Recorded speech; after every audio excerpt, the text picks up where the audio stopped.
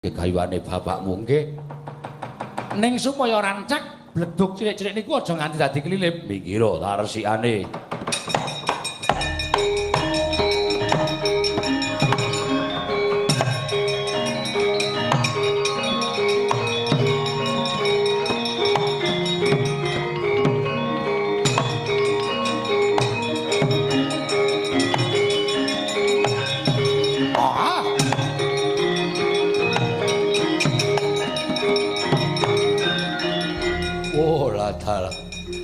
Sapa patih Kala Pradeksa sapa Warakudara Ratu Gustiku tekaning pati bendaraku padha sirna margalayu bela pati nyo tak untapke nyawamu aduh